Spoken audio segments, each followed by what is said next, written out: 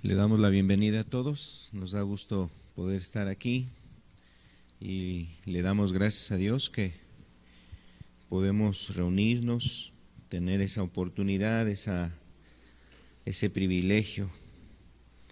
Meditaba en este canto el último que entonábamos, un canto muy importante, nos habla pues esa autoridad que tiene Cristo, que tiene Jesús en nuestras vidas, y yo creo que es necesario que consideremos que esa autoridad debe de estar siempre de parte de Dios en nosotros, es decir, que nosotros siempre debemos de estar dispuestos a darle ese lugar a Jesús en nuestras vidas. Él tiene ya toda la autoridad, le ha sido dada toda potestad, toda autoridad, pero a Cristo, a Dios le gusta que nosotros de manera voluntaria, con nuestros corazones, estemos rindiendo precisamente pues ese corazón a Él, y esa es una de las formas en las que nosotros le damos esa autoridad a Cristo en nuestra vida. Él desea eso, Él desea que nosotros tengamos un corazón rendido a Él. Así es que le invitamos para que hoy podamos también tener pues esto en nuestros corazones.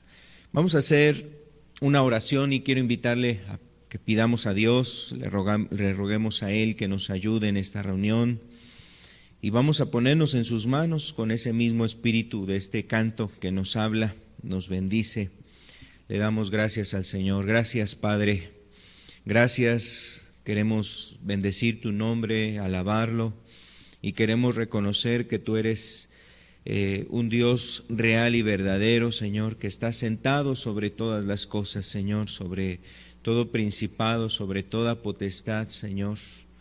Y queremos pedirte que, Señor, sigas entre nosotros, ayudándonos y actuando, Señor, que nuestros corazones estén dispuestos a ti, Señor, a entregarse, a rendirse, a disponerse, Señor amado, a estar delante de ti, en esta actitud de adoración y de rendición también, Señor. Agradecemos que nos das la oportunidad de estar juntos. Pedimos que nos hables en esta hora, Señor, tu palabra esté haciendo eco en nuestros corazones, y pedimos que el Espíritu Santo, Señor, nos ayude a discernir lo que hoy quieres hablarnos. En el nombre de Cristo Jesús. Amén. Amén, Señor. Pues vamos a abrir la Escritura y quiero invitarle a leer un texto que se encuentra en el Evangelio de Juan, en el capítulo 2. El Evangelio de Juan, capítulo 2. Dice el verso 13, vamos a leer del versículo 13 al verso 17. Dice: estaba cerca la Pascua de los judíos, y subió Jesús a Jerusalén. Y halló en el templo a los que vendían bueyes, ovejas y palomas, y a los cambistas allí sentados. Y haciendo un azote de cuerdas, echó fuera del templo a todos, y las ovejas y los bueyes, y esparció las monedas de los cambistas, y volcó las mesas. Y dijo a los que vendían palomas: quitad de aquí esto, y no hagáis de la casa de mi Padre casa de mercado. Entonces se acordaron sus discípulos que está escrito: el celo de tu casa me consume. Bueno, este es un relato que nos muestra una escena en la vida de Jesús. Quisiéramos hablar sobre esta escena. Es una escena quizás particular, especial. Vamos a ver ahorita algunas razones, pero sobre todo quiero decirle que según lo que nos muestran los evangelios, este relato que nosotros estamos aquí leyendo es un relato que no solamente se dio una ocasión. Por ejemplo, el Evangelio de Juan nos describe el ministerio de Jesús y el Evangelio de Juan nos habla de las 3 Pascuas, es decir, eso quiere decir de 3 años, más o menos en el ministerio de Jesús, mientras Él estuvo predicando, hablando el Evangelio, sanando a los enfermos, etcétera. Todo ese tiempo, más o menos, el Evangelio de Juan nos lo plantea en tres Pascuas, eso quiere decir 3 años. La Pascua era una festividad que obviamente los judíos guardaban cada año y aquí nos está hablando de la primer Pascua. En el Evangelio de Juan capítulo 2 nos habla de esta festividad, la primer Pascua dentro del ministerio de Jesús. Y ese es el primer evento, este que estamos leyendo se da en la primer Pascua, el primer año de ministerio de Cristo. Después los evangelios, los otros evangelios, Evangelio de Lucas, Marcos, el Evangelio de Mateo, también nos describen un evento similar a este, donde Jesús también en el templo, entrando al templo, Él hace ahí también un llamado de atención a todos los que estaban ahí y también de alguna forma nos describe cómo está Jesús molesto por lo que se estaba haciendo. Eso lo describe, por ejemplo, Mateo capítulo 21. Ya Mateo 21 nos está hablando de el último año en el ministerio de Jesús. Entonces seguramente este evento no solamente se dio una vez en el ministerio de Cristo, sino se dio por lo menos en 2 ocasiones que están registradas en los evangelios. Y vamos a estudiar este evento. Yo creo que tiene importancia para este momento, para estos tiempos, sobre todo porque tenemos que analizar la esencia de este relato. Y bueno, pues la verdad es que si nosotros podemos observar aquí una imagen, a través de una imagen podemos observar aquí en la presentación, la pantalla, podemos observar cómo el templo era un lugar muy grande. El templo en el que estaba Jesús en ese entonces y en donde se da esta escena, tenía varios atrios, varios patios. Uno de los atrios más externos, o sea, la parte afuera del templo, era el atrio de los gentiles. Se le conocía así como el atrio de los gentiles. Y era un atrio donde normalmente podían llegar solamente los gentiles, podían acercarse, aquellos gentiles que querían conocer al Dios vivo, adorar, tener un conocimiento del Dios verdadero. Solamente hacia esa región podían entrar. El atrio que estaba en la parte más externa del templo es el atrio de los gentiles, y ahí es donde se da este suceso que describíamos aquí o veíamos en el Evangelio de Juan. Ese lugar era el lugar donde llegaban los cambistas, donde había ahí gente vendiendo ovejas, había bueyes ahí, había distintas personas que tenían un negocio para poder vender distintos animales en los sacrificios. Bueno, después de ese lugar está otro atrio que se conoce como el atrio de las mujeres, que era un lugar donde podían acceder solamente los judíos y específicamente también mujeres judías, hasta ahí podían llegar. Y había otro atrio que se le conocía como el atrio de los sacerdotes, donde era el lugar ya en el santuario para poder presentar las ofrendas y los sacrificios. Entonces tenía estos lugares de acceso o esos lugares donde la gente podía llegar al santuario para poder presentar sus ofrendas, llegar y hacer ritos. Pero recuerde, los gentiles solamente podían llegar hasta ese atrio, el primer atrio que había, y hasta ahí podían llegar, ya no podían acceder a otros lugares más dentro del mismo templo, de toda esa construcción tan grande que había en aquel entonces. Bueno, ahí es donde se da este evento. Yo quiero decirle que hay algo muy importante en ese mensaje.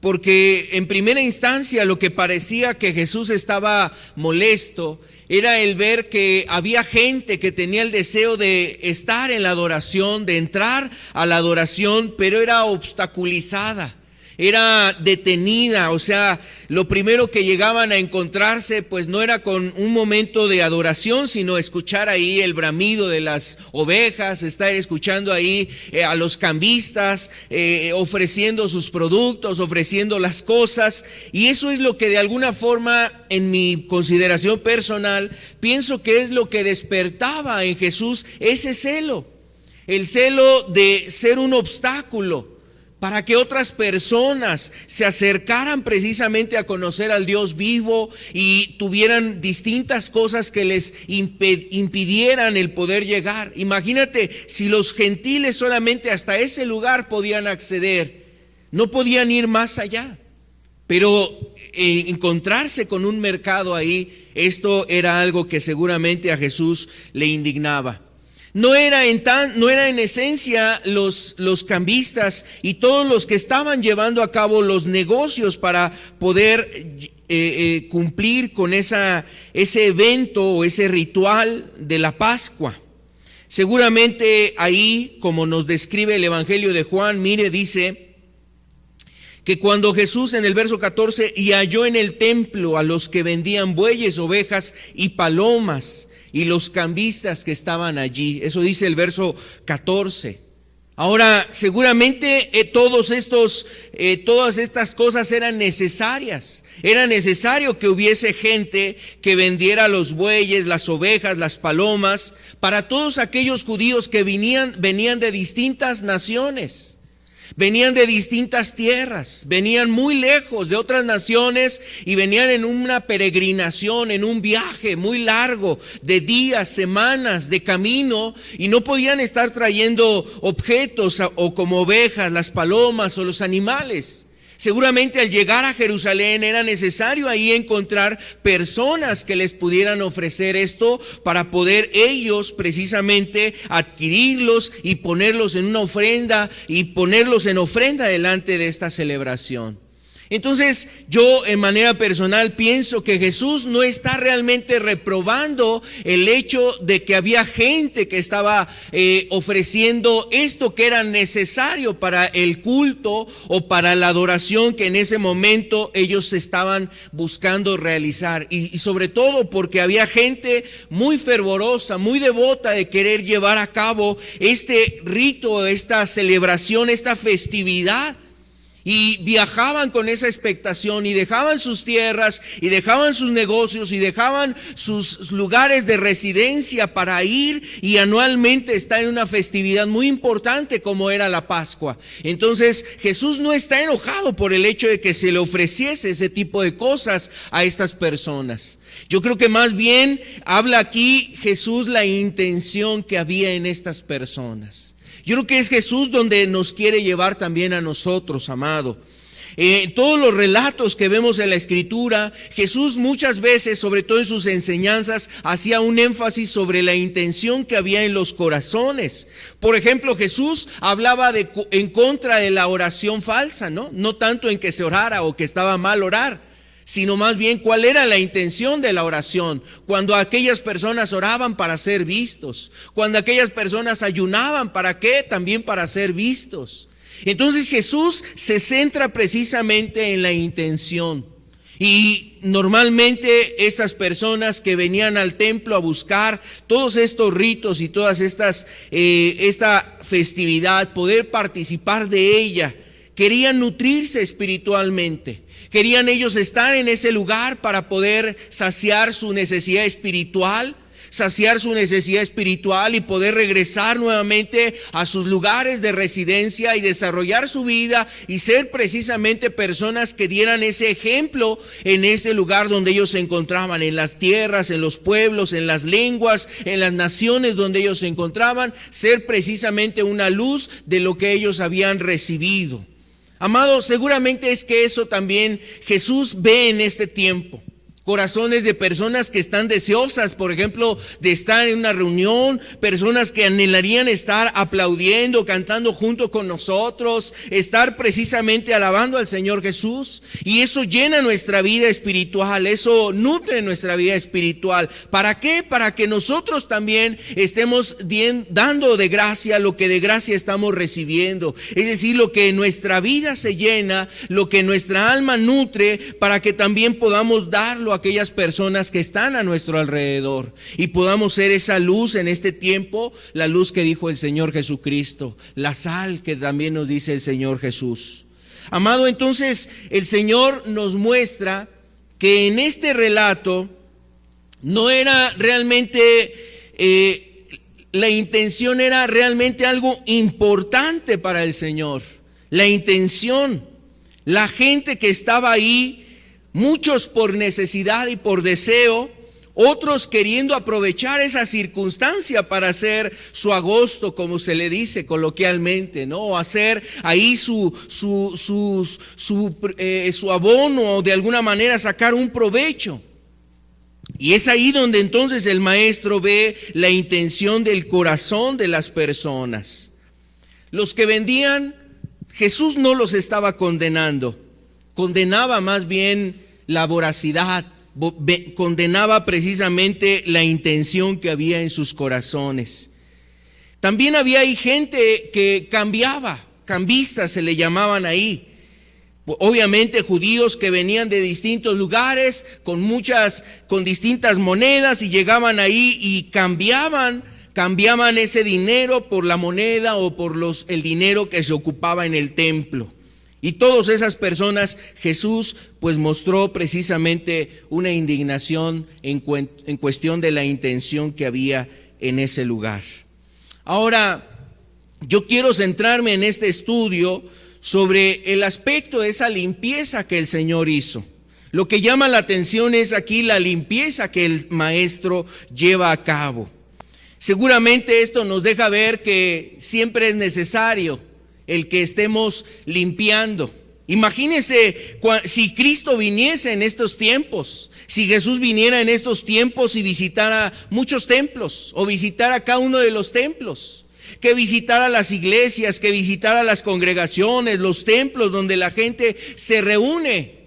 Y ahora la verdad sabemos cuánto en las iglesias y en muchos lugares se necesita una limpieza, no solamente por el comercio, por la mercadería, porque no se le ha dado la función adecuada a ese lugar como un lugar de culto, de adoración, sino más bien se ha convertido en un mercado.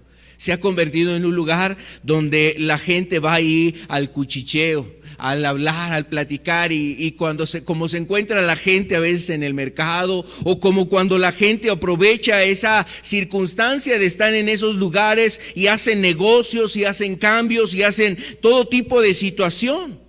Seguramente en muchos templos el Señor vería eso y nuevamente tendría que hacer un azote de cuerdas para manifestar su desaprobación, su indignación, su inconformidad a lo que se está llevando a cabo en ese lugar, en ese recinto. Se ha desviado del propósito original. Por ello era necesario la limpieza. ¿Cierto o no?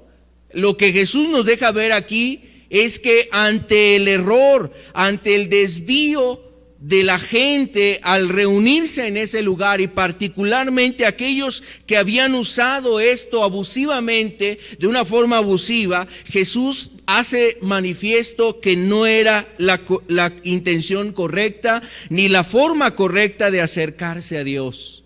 Entonces yo pienso que este pasaje, amado, nos enseña a todos nosotros. Es un pasaje que nos enseña y nos habla a todos los que nos acercamos a Dios, porque también nos lleva a pensar en nuestras intenciones y sobre todo en pensar en que es necesaria una limpieza en nuestros corazones. No solamente limpiar, por ejemplo, este lugar. Gracias a Dios aquí hubo hermanos que previamente, antes de que nosotros estuviéramos aquí, nos ayudaron a limpiar este lugar. Y hubo una limpieza así física, limpiarlo, y no solamente ese tipo de limpieza me refiero, o sea, también la limpieza en el sentido espiritual, lo que Dios quiere hacer en nosotros. La limpieza que debe de haber precisamente en nuestra adoración, en nuestro culto, en nuestra cercanía a Dios. Y eso es muy importante, amado. Nosotros aquí podemos entender en este relato, Jesús está manifestando el deseo que Él no estaba de acuerdo cómo se llevaba a cabo esa adoración.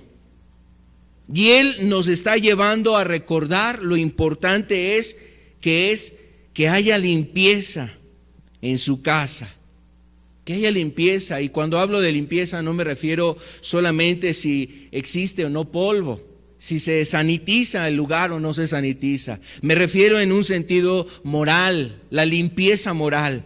Aquí nosotros, por ejemplo, cuando vemos este pasaje, Jesús en el verso 16 le dice a esta gente que se había convertido ese lugar en una casa de mercado, en una casa de mercado. También en los pasajes paralelos vamos a ver aquí en Mateo capítulo 21, por favor, un evento que también es similar a este. Cuando Jesús está hablando también y haciendo esa limpieza del templo, Jesús ahí hace referencia al ámbito moral también de la casa.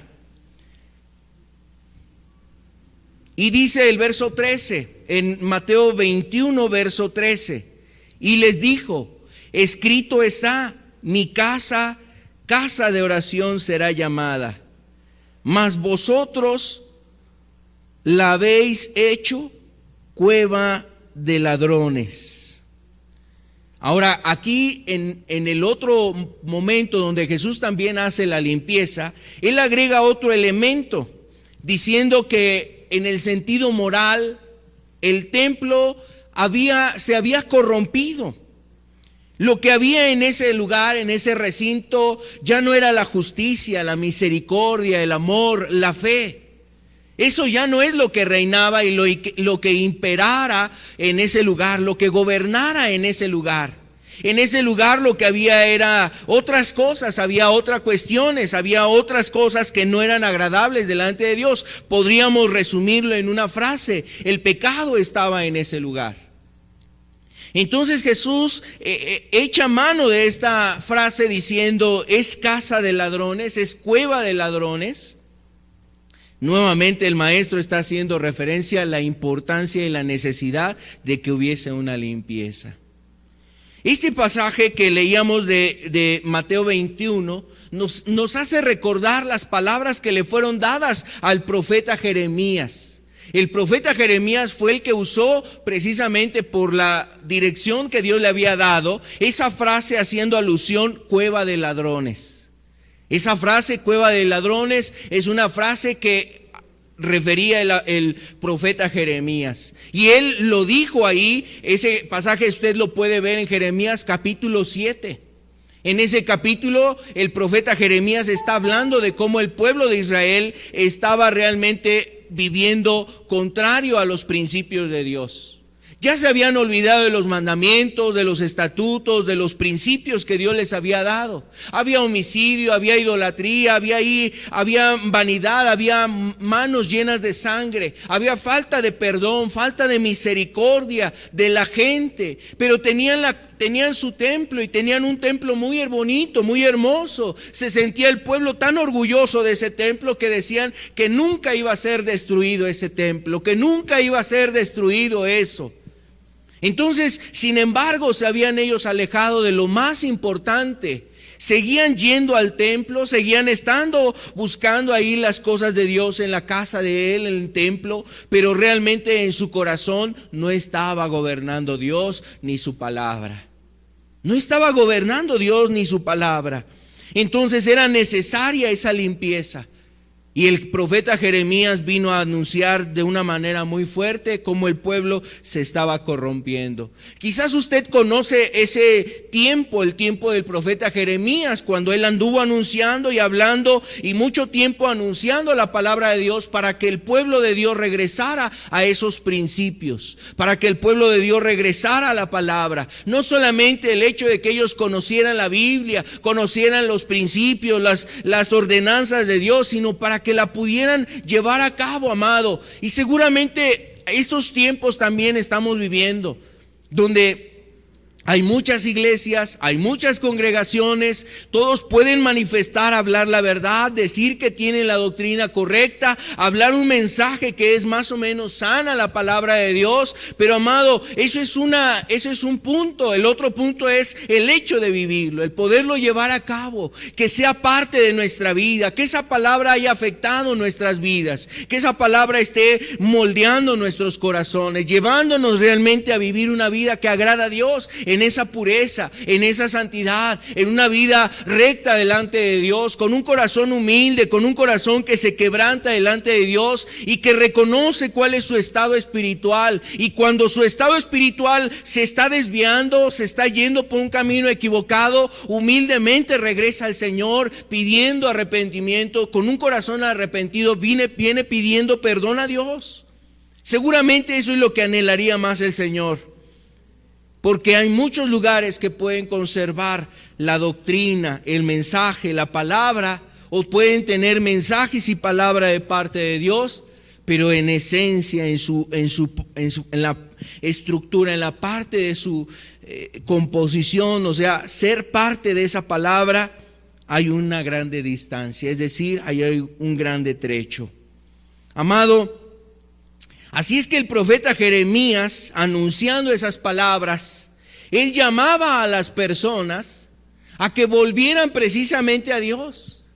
¿Por qué pondríamos ese oprobio delante de Dios?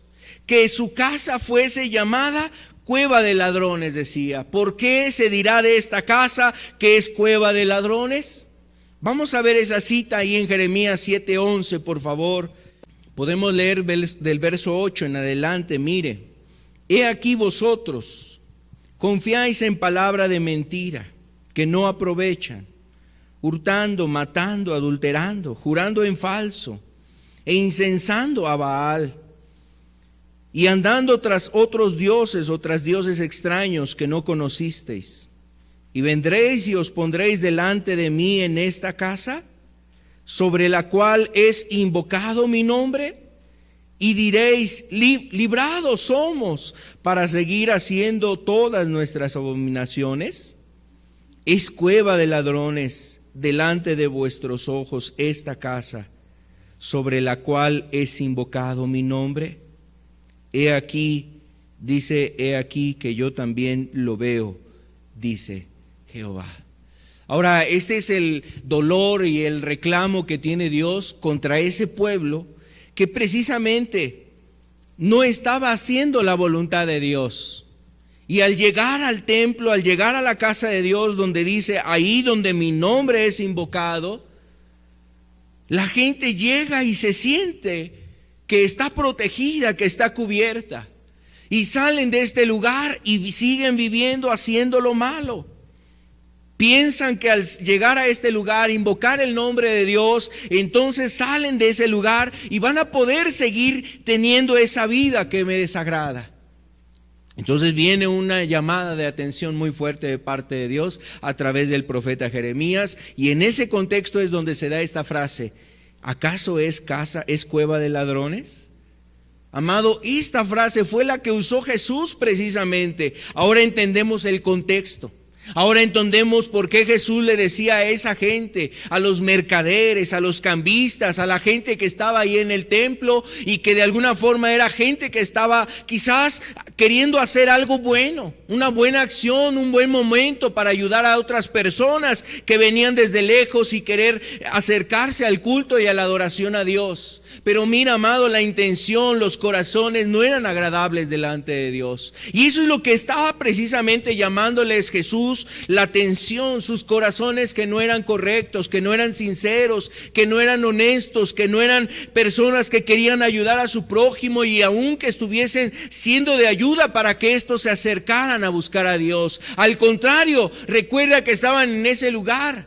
Yo pienso más bien que el lugar, el que la gente, que esos cambistas, que esos comerciantes estuviesen en el atrio de los gentiles, era como robarle lo poco que podían acceder los mismos gentiles a la presencia de Dios. Amado, es como impedir que ellos pudieran ingresar. Era como impedir que ellos pudieran estar en el poco espacio que tenían para poderse acercar a Dios. No les daban la oportunidad de acceder a lo más interno, estar en la parte más de adentro de ese templo, y aún lo poquito que tenían les era quitado, les eran obstaculizados. Ahora, esto nos deja ver que precisamente a Dios le molesta, le indigna que nosotros impidamos que otros se acerquen a Él. Que nosotros, amado, seamos quizás un obstáculo para que otros se acerquen. Que nosotros estemos impidiendo que otras personas se acerquen a buscar a Dios. Entonces, por ello nos invita este relato también a reflexionar sobre la importancia de una limpieza, amado. No solamente el templo aquel entonces tenía que ser limpiado, en la actualidad también necesita ser limpiado, y sobre todo también todos nosotros, amados, necesitamos que Dios limpie nuestras vidas. Que nosotros no seamos un obstáculo, que nosotros no seamos un impedimento, que nosotros no estemos impidiendo que otras personas se acerquen a Dios. A veces sabemos o hemos escuchado, o quizás tú mismo has escuchado el mensaje o el comentario de alguna persona diciendo: no, yo no voy a ese lugar para ser como esta persona, para ser como fulano. Yo quiero decirte, pues bueno, en esa circunstancia esa persona está siendo un obstáculo para que otros se acerquen. Entonces, amado, el llamado que tenemos en este relato que nos muestra el Señor Jesús es la importancia de purificarnos, de limpiarnos. Y que el Señor nos ayude a limpiarnos, amado, para que podamos estar limpios. Ese es el primer aspecto que vemos en esta historia.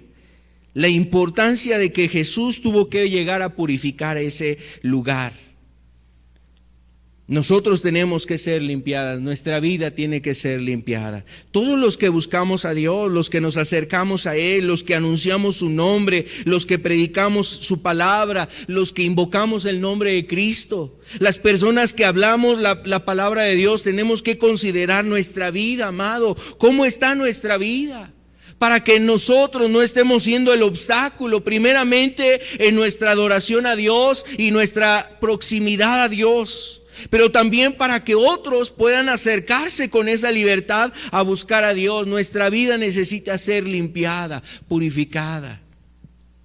Nuestra vida necesita ser limpiada por el Señor. Y mira que el Señor no es alguien quien se hace de la vista gorda. Cuando alguien de nosotros necesita limpieza, purificación, el Señor se encarga de eso.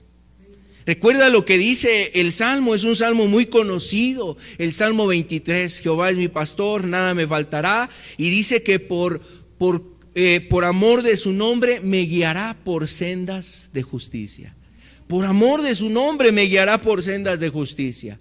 Jesús también nos decía ahí en Juan capítulo 15, diciendo que Él es la vid verdadera, nosotros somos pámpanos, el Padre celestial es el labrador, y dice que el labrador, el Padre, está mirando quién lleva fruto, y si lleva fruto lo limpia para que lleve más fruto, entonces ese fruto esté permanezca. Amado, y dice que lo limpiará para que lleve más fruto.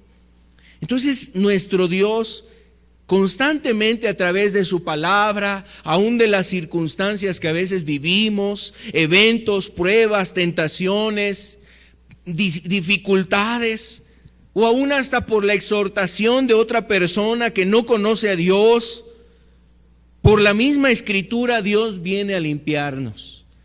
Y su palabra es importante que actúe en nosotros.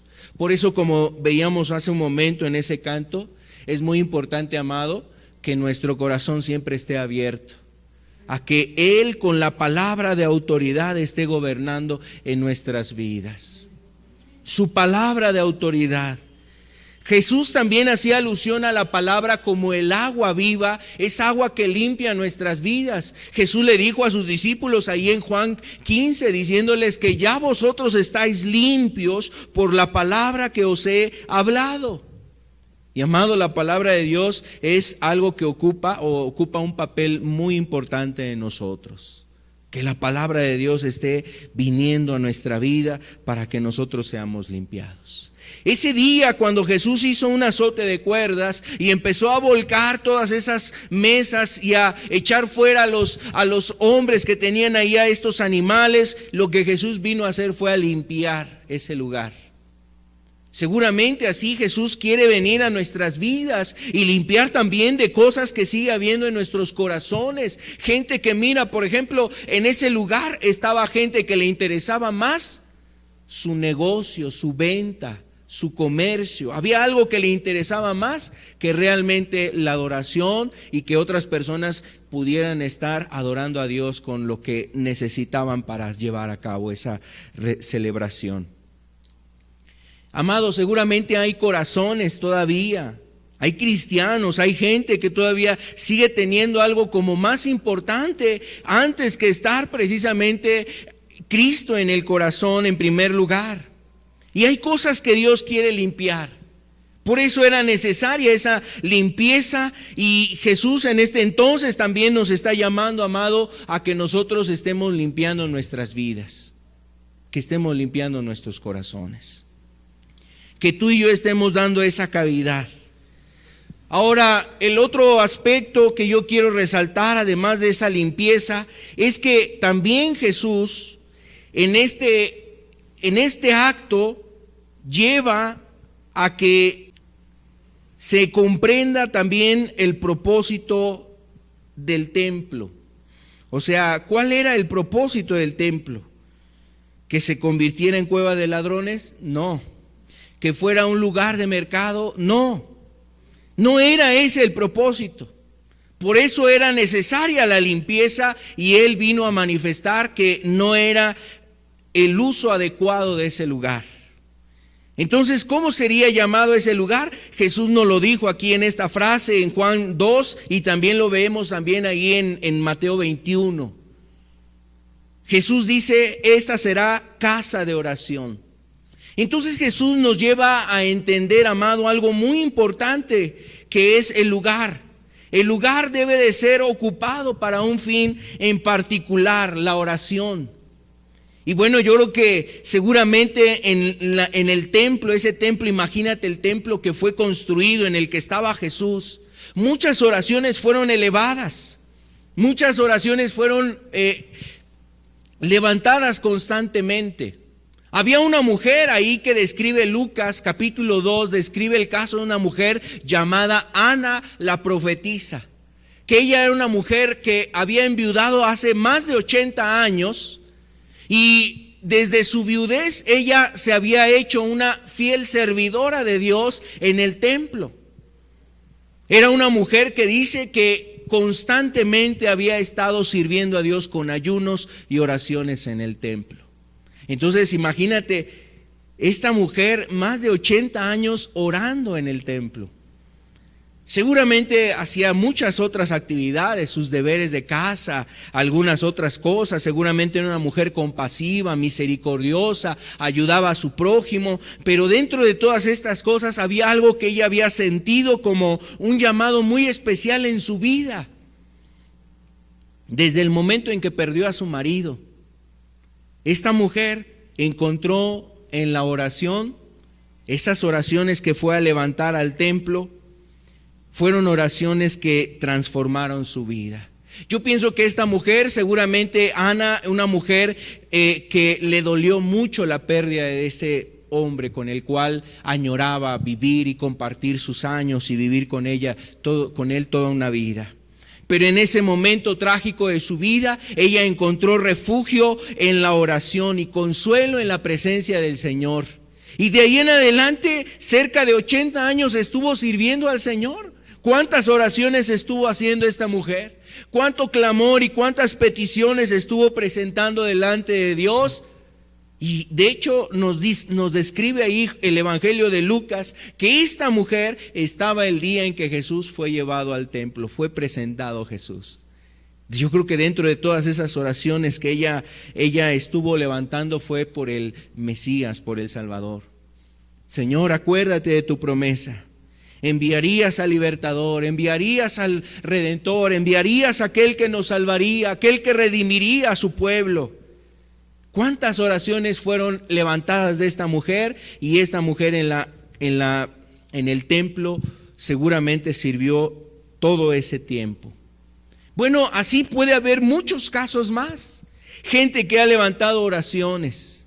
Pero mira, Jesús nos lleva a tener en cuenta que el templo era el lugar donde la gente podía acercarse y sería llamado un lugar como el lugar de la casa de oración.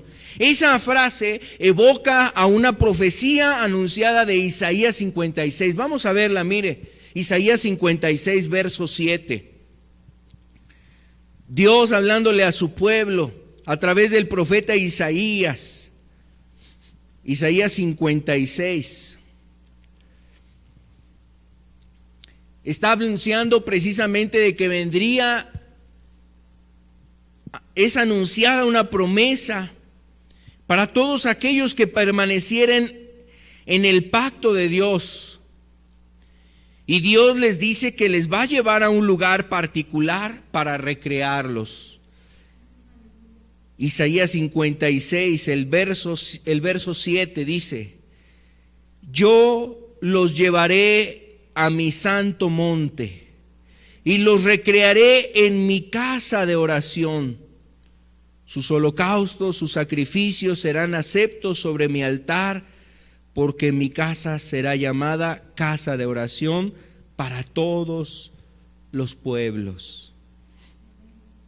Entonces Dios está aquí anunciando que ese lugar, el templo, sería un lugar donde habría oración, y Dios quiere llevarnos a la oración.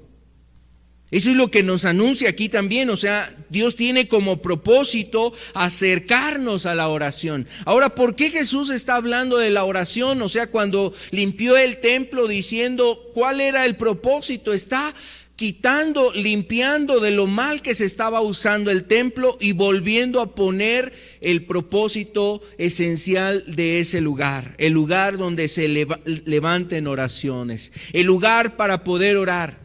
Bueno, con esto no quiere decir Jesús que era el único lugar donde se podían hacer oraciones. Jesús nos enseñó ahí en el Sermón del Monte que podíamos orar en nuestro aposento, y es más, nos invitaba a hacerlo ahí. Nos dice: cierra tu puerta, entra a tu aposento, cierra la puerta, y tu Padre que ve en secreto te va a recompensar en público. Nos invitaba a la oración. Nos invita a la oración. Jesús nos está hablando de la oración no solamente porque el templo, esa estructura, ese edificio era el lugar donde se podían hacer las oraciones. En esencia, Jesús lo que nos está diciendo es que la oración es algo fundamental, amado, para poder conectarnos con Dios. Necesitamos orar, necesitamos hablar con Dios. Y ¿sabes?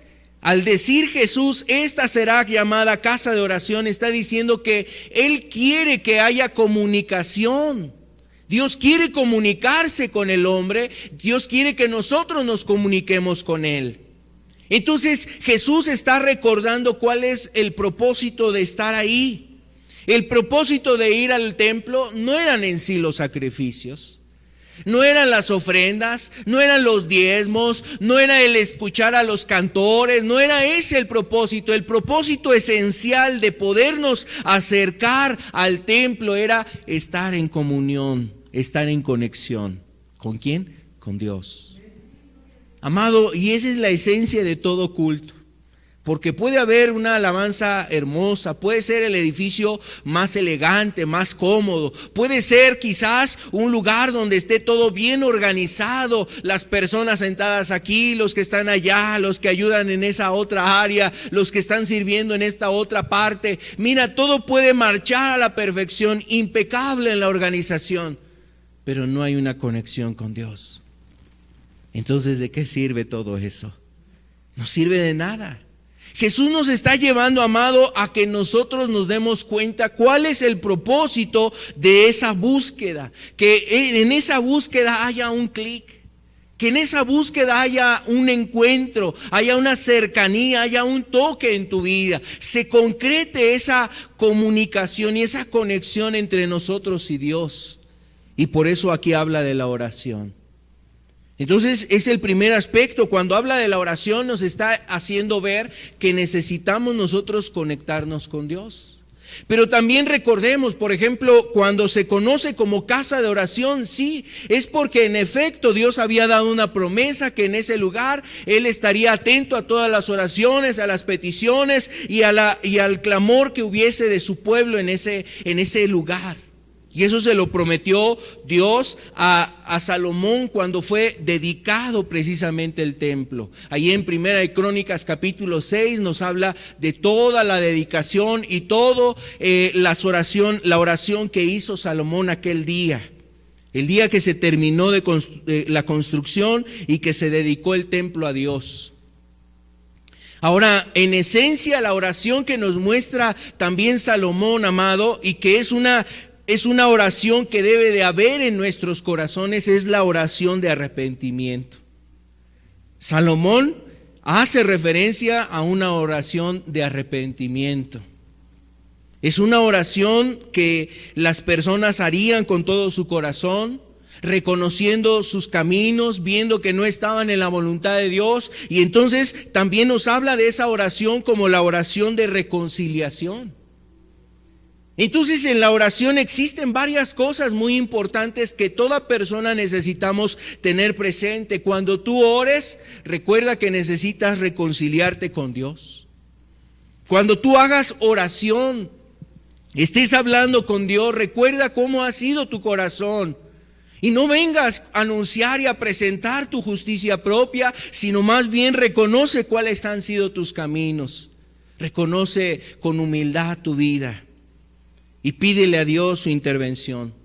La oración de Salomón, descrita ahí en ese primer libro de Crónicas, en el segundo libro de Crónicas, capítulo 6, nos está hablando también de una oración que nos lleva a ese arrepentimiento. Si hubiese persecución de enemigos, si hubiese enfermedades, si los cielos fueran cerrados, si tu pueblo fuese llevado cautivo a otras tierras y desde allá clamara y se humillara, tú escucharás esta oración. Amado, esa frase de casa de oración tiene que llevarnos a que nosotros reconozcamos: nuestro corazón necesita volverse a Dios. Nuestro corazón necesita volverse a Dios. Entonces Jesús, cuando habla de casa de oración, está haciéndonos recordar varias cuestiones, amado.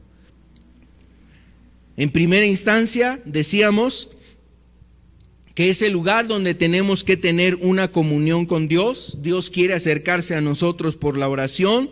En segundo aspecto es que también la oración nos lleva a reconocer nuestra condición y sobre todo la oración nos lleva a reconciliarnos con Dios. Muchas personas que no han podido orar. Es más, cuando el hombre no está bien, ni se quiere acercar a la oración. No busca la oración, no busca orar. Le llama la atención otras cosas, le distrae otros aspectos, pero no quiere acercarse a la oración. Él sabe que no está listo, que no está preparado, que no le llama la atención, que no es algo atractivo para él. Entonces, amado, pues esa persona, la primera oración que tiene que hacer es de arrepentimiento. Reconocer cómo ha sido su camino, su corazón. Su corazón está seco, está frío, no se ha acercado a Dios. Así es que la casa de oración era lo que Jesús quería que se entendiera. Esta será llamada casa de oración. Así es que nosotros debemos de acercarnos a través de la oración a reconciliarnos con Dios, amado. Jesús está hablando de esa reconciliación. ¿Cuántas personas necesitan reconciliarse con Dios? ¿Cuántos creyentes inclusive necesitan reconciliarse con Dios? ¿Cuántos creyentes? ¿Cuántas personas necesitan reconciliarse con Dios? Reconocer cómo han sido sus caminos.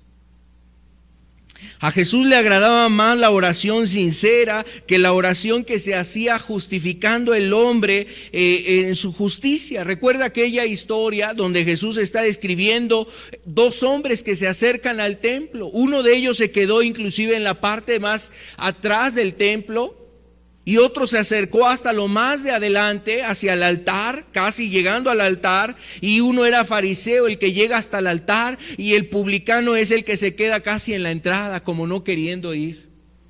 Ahora recordemos este evento.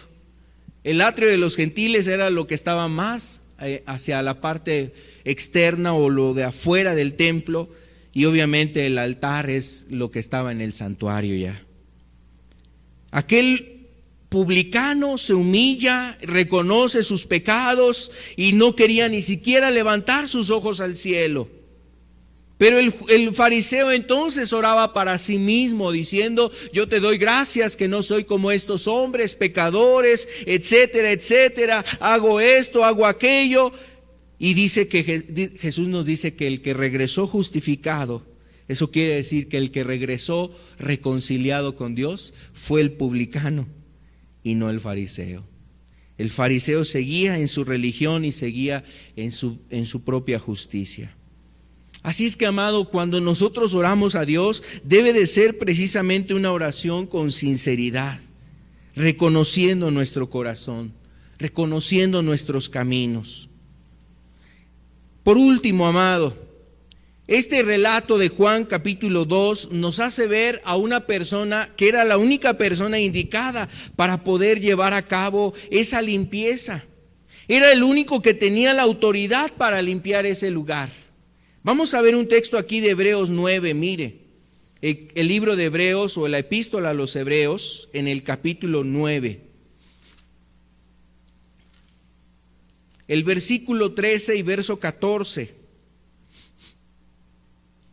Dice: porque si la sangre de los toros y de los machos cabríos y las cenizas de la becerra rociada a los inmundos santifica para purificación de la carne, ¿cuánto más la sangre de Cristo, el cual mediante el Espíritu eterno se ofreció a sí mismo sin mancha a Dios, limpiará vuestras conciencias de obras muertas para que sirváis al Dios vivo?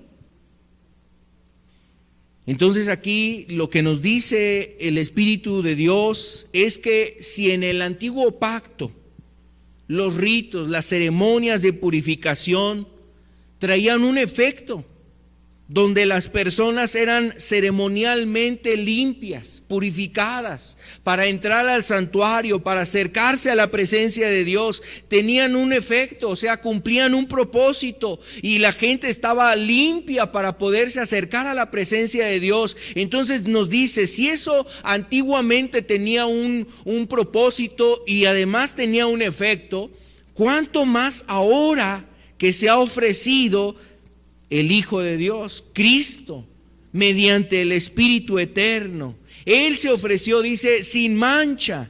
Él se ofreció para limpiar nuestras conciencias, para perdonar nuestros pecados. Él se ofreció para que nosotros pudiéramos ser limpios de todo pecado y podernos acercar a servir a un Dios verdadero y vivo.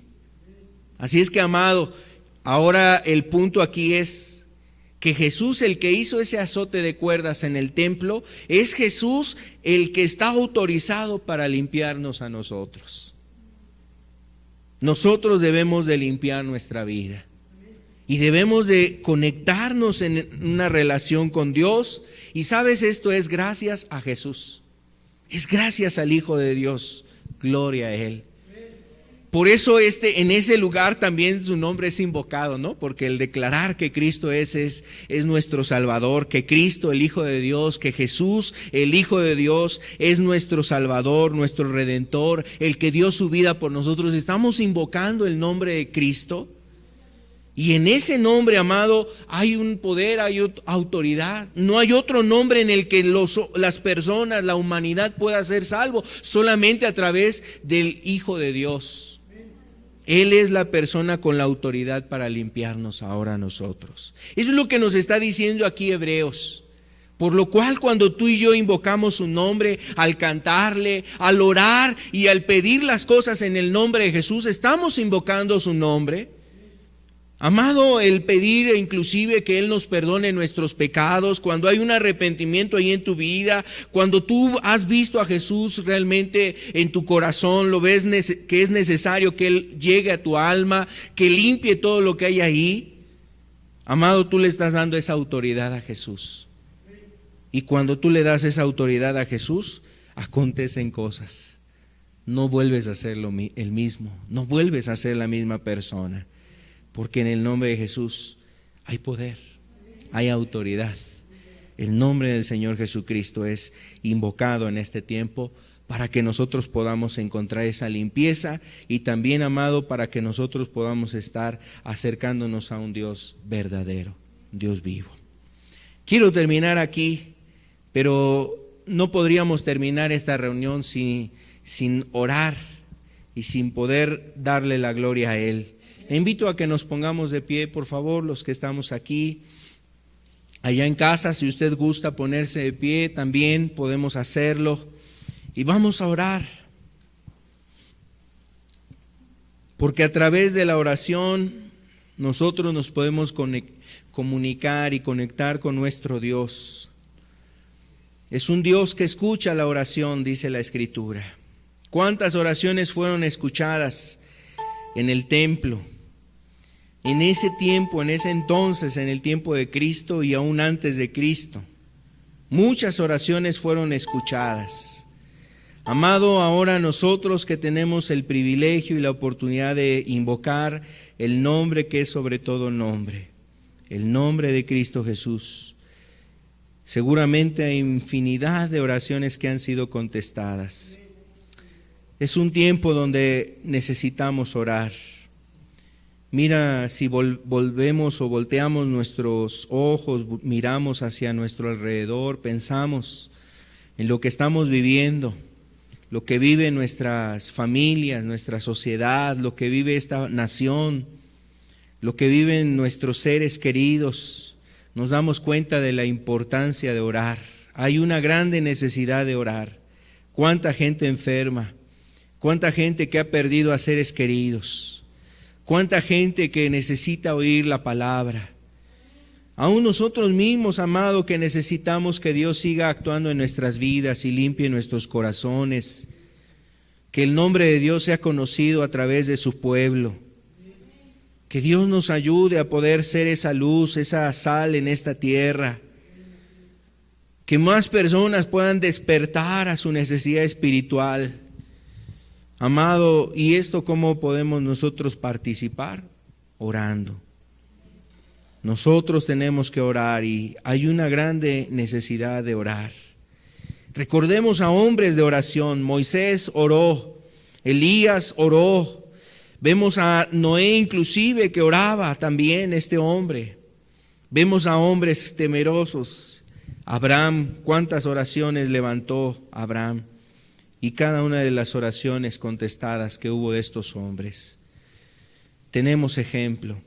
Vemos a nuestro Maestro, a nuestro Señor, Salvador, Jesús. Él oró y acontecían cosas. A través de la oración, también Dios quiere que en este tiempo estemos alcanzando lo que Él quiere cumplir y llevar a cabo en medio de toda esta dificultad que vivimos. Así es que las oraciones que el Señor quiere que hagamos es primero oraciones de arrepentimiento, donde hay confesión de pecados, personas que necesitan ahí confesar sus pecados. Seguramente tú, amado, tú has escuchado la palabra, alguien te ha estado hablando del Evangelio, lo que tú mismo has estado viviendo, todo esto te ha estado hablando Dios a tu vida. Seguramente Dios quiere que tú hables con Él y que vengas con esa oración de un corazón arrepentido, pidiéndole a Él perdón. Por otro lado, también oraciones donde necesitamos pedir por otras personas, pedir por gente que está a nuestro alrededor, interceder para que ellos también sean alcanzados, tocados, para que Dios tenga misericordia en medio de estas circunstancias que vivimos. Tenga compasión de tanta gente que está ahí enferma, algunos próximos a morir, muy graves. Oh Señor, cuánto necesitamos de tu ayuda en estos tiempos, Señor.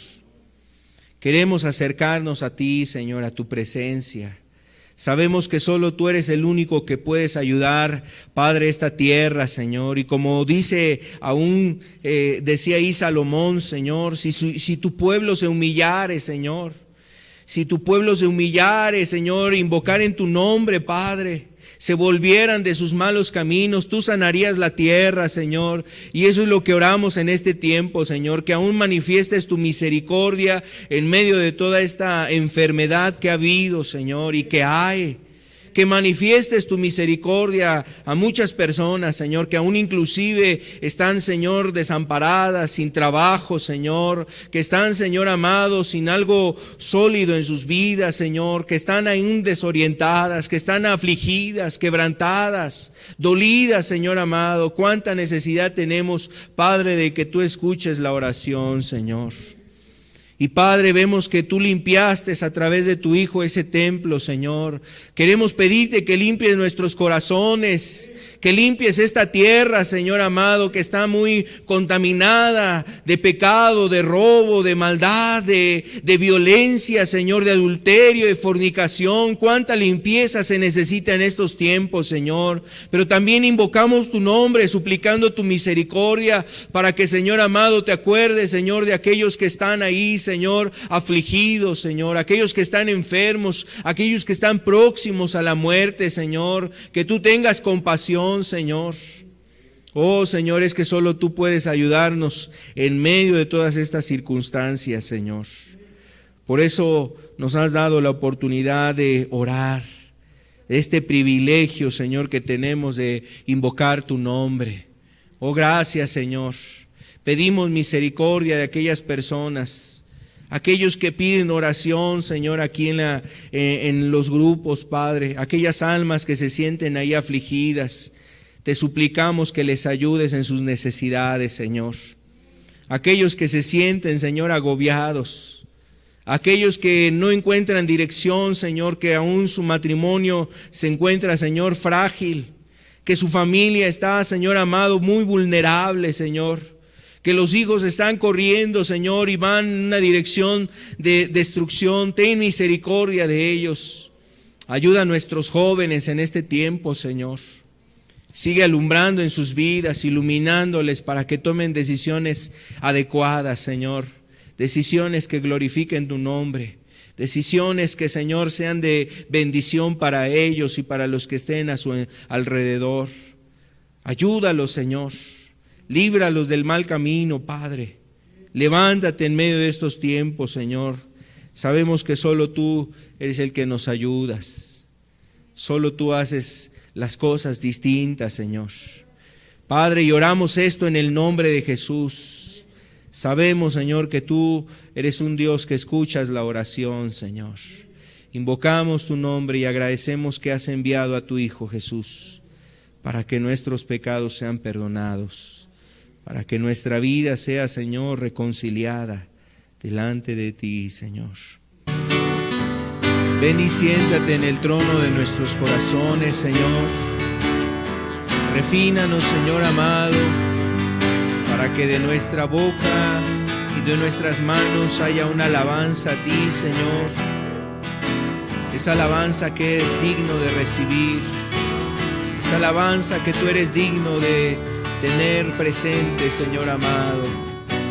Aquí está, Señor amado, aquellos corazones, tu iglesia, Padre, aquellos jóvenes, Señor, aquellas personas, Padre, que delante de ti hacemos la oración, oramos para que tú, Señor, nos ayudes en nuestros corazones y que nuestra vida, Señor, esté siendo, Señor, una alabanza para tu gloria, Señor. Aquí estamos, Señor, porque tú eres digno, tú mereces, Señor, la adoración, la exaltación de nuestros labios, de nuestros corazones, en nuestras vidas, Señor.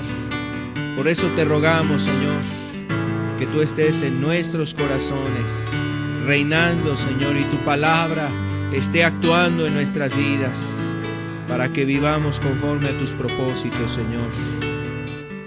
Gracias, Señor. Te alabamos, te bendecimos, Señor. Gracias, Señor amado. Bendito es tu nombre. Bendito es tu nombre, Señor.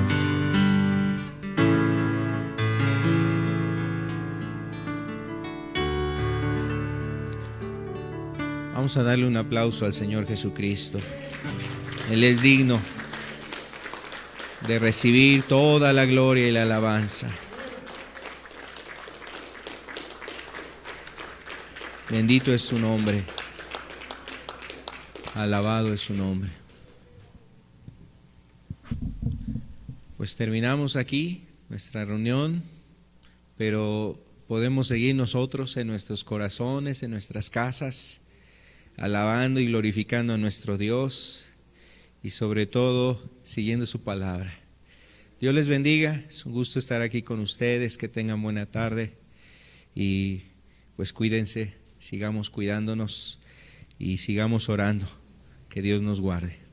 Buenas tardes. Bueno.